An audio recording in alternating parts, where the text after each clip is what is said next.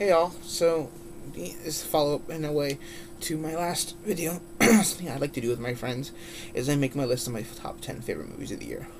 Now granted, there were some movies I missed and some movies I'll probably regret not seeing in the theaters, and I'll probably have to say, well, they're supplemented to next year's in a way.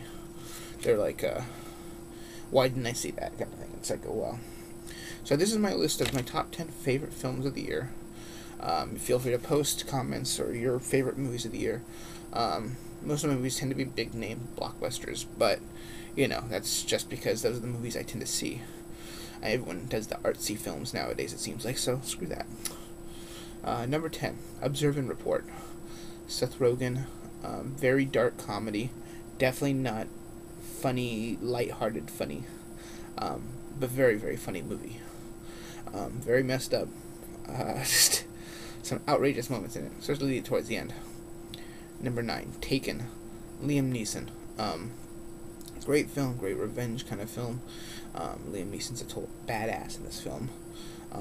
I really recommend this movie if you've not seen it before. It just really stands out.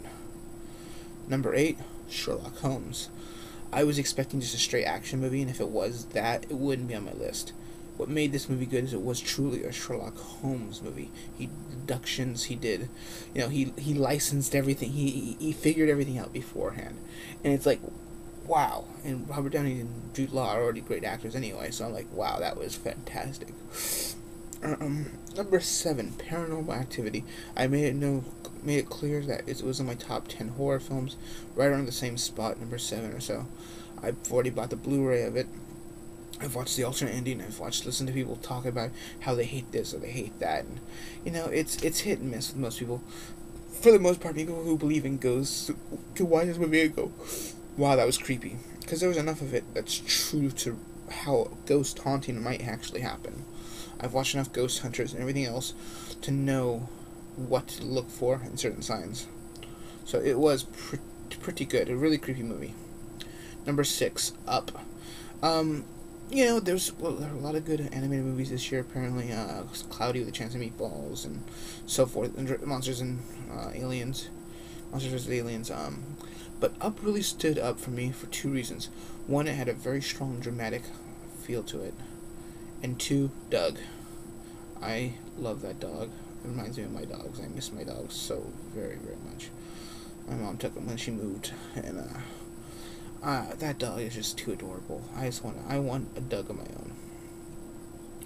Number 5, Drag Me to Hell.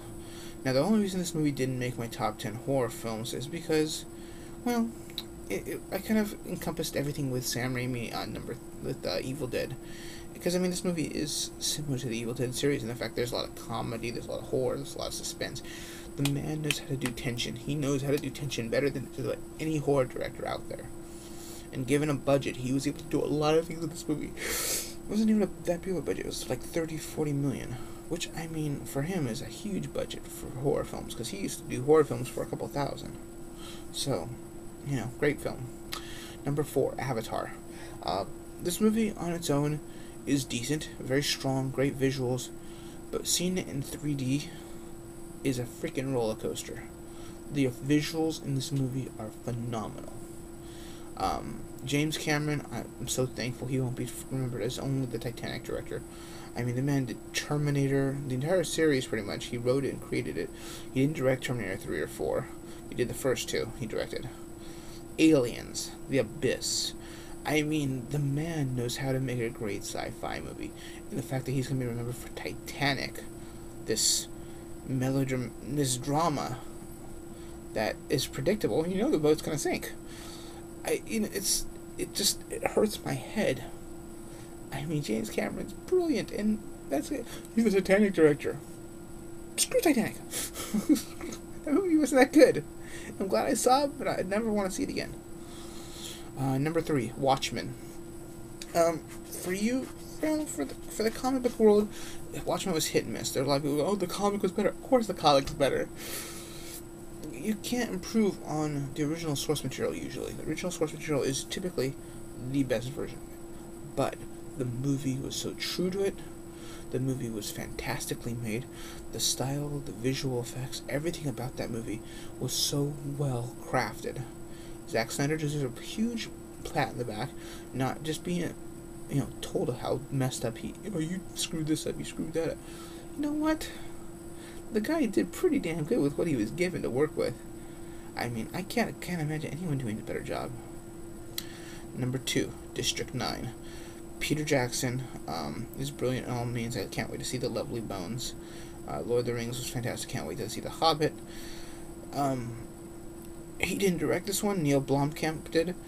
But it was a fantastic film.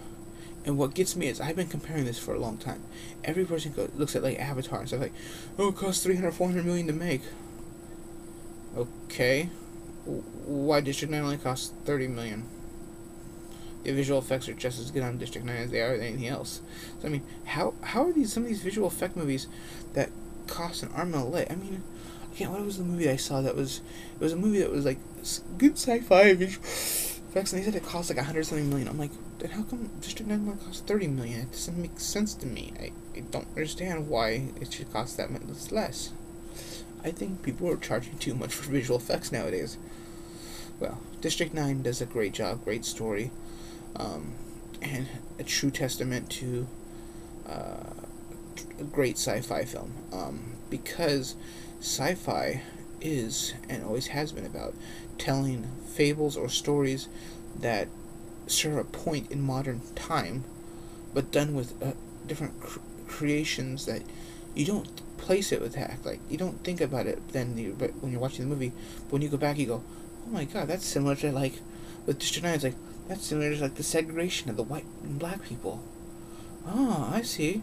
It deals with a topic issue that's prevalent to today's society, but you don't think about it with the movie because it's just integrated into the story. And that's what great sci-fi does. That's what great sci-fi has always done. Alright, so number 1, being the best sci-fi film of the year, Star Trek. I had high hopes for this movie. I won't deny it. This film blew my socks off. The cast was fantastic. The story was strong. For those of you who were diehard original fans, they kept the story of the original series intact. And not just saying that they kept the characters and everything else. No, they kept it intact. There's time shift. Things don't get affected. You have 2 alternate worlds. You have this one and this one. And now you can, with this new universe, you can do anything you want with it. And it doesn't affect the old universe at all. That was brilliant. I know people say, it's a cop-out. My brother has been saying, oh, that's kind of a cop-out. No, it's fucking brilliant. Sorry my language, but think about it. Think about it. Now they can do anything with Star Trek, and it still can be original. You're not restricted to certain things except to the restriction of who the characters are. And that's what we loved about Star Trek anyway, really, if you think about it. It's the characters. It isn't so much the exact things they do in the story. It's the characters we loved. And now we can focus just on that. And come up with completely new adventures. I'm so looking forward to that. I'm dying for the second one. So, anyway, that's my top 10 list. Hope there's some movies on there that you agreed with.